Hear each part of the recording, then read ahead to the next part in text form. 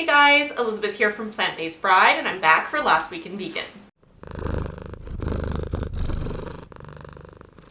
The first story of the day is that SeaWorld Entertainment has eliminated hundreds of jobs. SeaWorld Entertainment has 12 parks in the United States, and in those 12 parks, as well as in their headquarters, they've eliminated 320 jobs this past week. This is the second major layoff that SeaWorld Entertainment has undertaken in the past 2 years. In December 2014, they laid off around 300 workers. And while, of course, I am very sorry for those who have lost their jobs and wish them luck in finding another one, as someone who completely disagrees with what SeaWorld does, the fact that they capture wild animals, keep them in captivity for the remainder of their lives, and force them to be entertainment for humans. And so I must say the fact that they've been forced to eliminate 3% of their permanent positions due to a drop in profit based on things like the Blackfish documentary that came out a couple of years ago is a good sign. This indicates to me that SeaWorld is on its way to going out of business, and this is really the way that any organization that makes its profit off of the enslavement and exploitation of animals should go. Zoos and places like SeaWorld should no longer exist. The next story of the day is cancer warning label urged for processed meats and poultry. The Center for Science in the Public Interest cites evidence linking processed meats and poultry to increased rates of colorectal cancer. They're calling on the U.S. Department of Agriculture to require a warning label on things such as bacon, ham, hot dogs, other processed meats, and poultry to inform consumers that eating these products is associated with a higher risk of colorectal cancer. Colorectal cancer is the second leading cause of cancer deaths in the United States, and this kind of warning is something that should be required. People should be informed of what they're doing to their bodies when they consume these types of foods. Colorectal cancer resulted in almost 50,000 deaths in the United States in 2016. Various organizations, including the World Cancer Research Fund, have cited research that shows an 18% increased risk of colorectal cancer with the consumption of just 50 grams of processed meat consumed daily. That's less than one hot dog. CSPI Executive Director Michael F. Jacobson said, "Consumers deserve these warning labels to make informed choices about what they eat. Consumers who want to reduce their cancer risk may avoid processed meats or eat them much less often. Other people may simply ignore the label. But without question, the USDA should give people that choice." I so sincerely hope that this goes through and that the USDA agrees to put a warning label on these foods. People deserve the right to make decisions based on facts. They deserve the right to be informed of the risks of consuming certain products. It's just like how we've decided to put warning labels on cigarettes. Tobacco causes cancer. We are required to put labels on cigarette packages informing consumers that making this choice is a risk for their future health. The exact same thing should be required of processed meats, which we know are linked to cancer.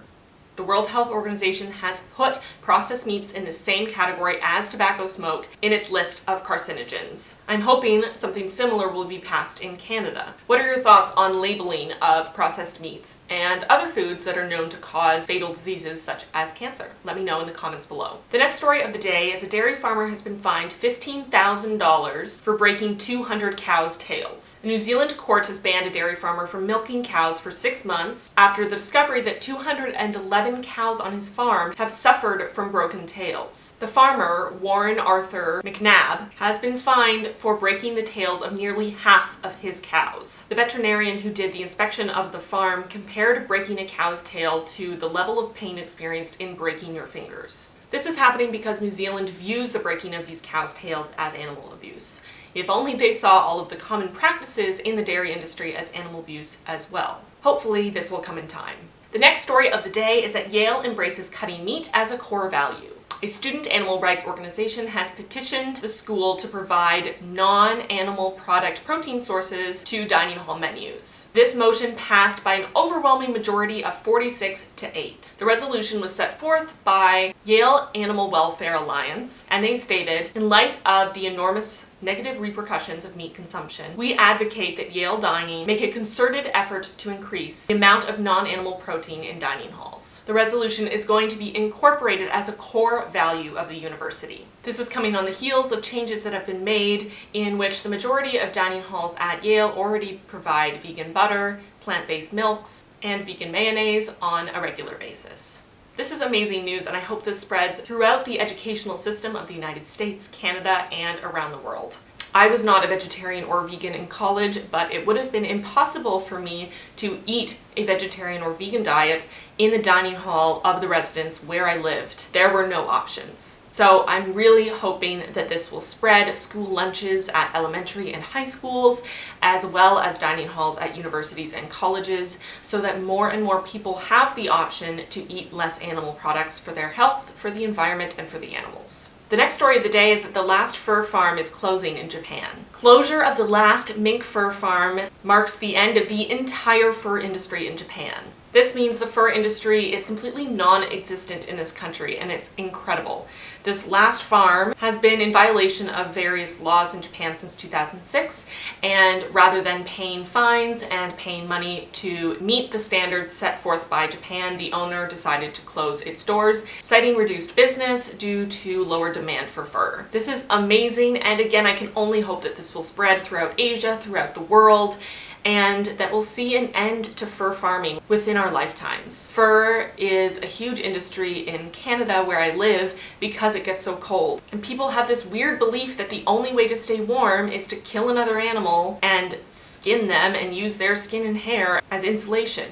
And it's just not true. There are so many other ways to stay warm. I made this video reviewing my new hoodlum jacket, which has no animal products, is made out of hemp, and recycled plastic bottles, and keeps me far warmer than my Canada Goose jacket, which is what I sold for the money to buy it. My Canada Goose jacket was full of down, which is an atrociously cruel industry, as well as had fur lining around the face. Again, I am way warmer wearing my hoodlum jacket made of hemp and recycled plastic bottles with no animals harmed than I ever was in my Canada Goose jacket. The last story of the day is that lung cancer is higher in slaughterhouse workers. Nobel Prize winner Harald Zuhrhausen has found that long-term exposure to meat pathogens increases the risk of rare forms of lung cancer. Dr. Hausen presented his research this week at the World Conference of Lung Cancer in Austria. He found that exposure to and consumption of meat increases the risk of developing lung cancer. He's currently researching people who develop cancer who don't smoke to find other causes of cancer, other links, such as diet. His findings have indicated that slaughterhouse workers, butchers, and others who are regularly exposed to animal carcasses inhale inorganic viruses, which can lead to cancer cell formation. He also found that consuming pathogens through consuming animal products, such as drinking cow's milk, can also prove carcinogenic to humans. It is wonderful to see more and more scientists focusing on the impacts of diet on our health, as we discover more and more that the diseases that are killing the majority of us are preventable through a proper diet. We come closer to a world that is healthier, better for the environment, and more compassionate for everyone, humans and non-humans alike. I hope you guys enjoyed this week's episode of Last Week in Vegan. Be sure to like this video if you enjoyed it, and subscribe if you haven't already so you don't miss my new videos coming out every single Monday and Saturday. Please leave a comment below letting me know your thoughts on the stories covered today, and letting me know about any stories I may have missed this week. If you're wondering what to watch next, I encourage you to watch my last video, which is the second episode of my new series, Self-Care Saturday. In this episode, we're talking all about how to get a better sleep and how sleep impacts your mental health. Don't forget to follow me on social media so that we can be friends, and if you enjoy what I do, if you find it brings value to your life, and you're feeling in the holiday spirit, consider pledging to support me on Patreon for as little as $1 a month. It makes a huge difference and allows me to get better equipment and to spend more time creating free content for all of you, which I really love to do. Until next time, bye guys.